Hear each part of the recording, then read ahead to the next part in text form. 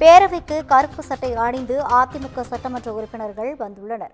இதுகுறித்தான கூடுதல் விவரங்களை வழங்குவதற்காக நமது செய்தியாளர், தலைமை செய்தியாளர் சிவா இணைப்பில் இருக்கிறார். வணக்கம் சிவா, கூடுதல் விவரங்கள்.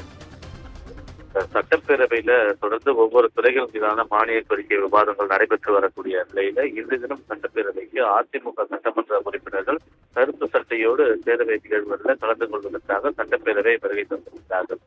குறிப்பாக சட்டப்பேரவையை பொறுத்தவரை பிரதான எதிர்கட்சியான அதிமுகவுக்கு பேச வாய்ப்புகள் மறுக்கப்படுகிறது என்று அந்த குற்றச்சாட்டை முன்வைத்துதான் அதிமுக கருப்பு சட்டையோடு சட்டப்பேரவைக்கு வருகை தந்திருக்கிறார்கள்.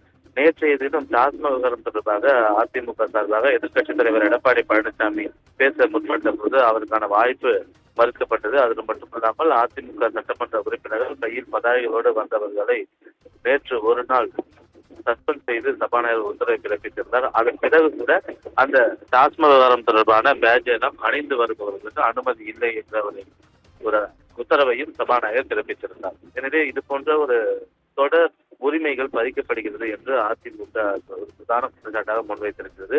அதன் மட்டுமில்லாமல் அதிமுக சட்டமன்ற உறுப்பினர்கள் அதே போன்று எதிர்கட்சித் தலைவர் எடப்பாடி பழனிசாமி ஆகியோர் பேசும்போது நேரலை காண்பிக்கப்படுவதில்லை, பேசுவதற்கான வாய்ப்புகளும் மறுக்கப்படுகிறது, ஆளும் கட்சிக்கு ஆதரவாக சபாநாயகர் செயல்படுகிறார் என்பன போன்ற பல்வேறு குற்றச்சாட்டுகளை பிரதான எதிர்கட்சியான அதிமுக முன்வைத்திருக்கக்கூடிய நிலையில இன்றைய தினம் சபாநாயகரை கண்டிக்கக்கூடிய வகையிலும் அதிமுகவுக்கு பேச வாய்ப்பு மறுக்கப்படுவதை கண்டிக்கக்கூடிய வகையிலும் கருப்பு சட்டையோடு சட்டப்பேரவை நிகழ்வுகளில் அதிமுக சட்டமன்ற உறுப்பினர்கள் பங்கேற்கிறார்கள். ரவினா, கூடுதல் விவரங்களை வழங்கியமைக்காக நன்றி சிவா.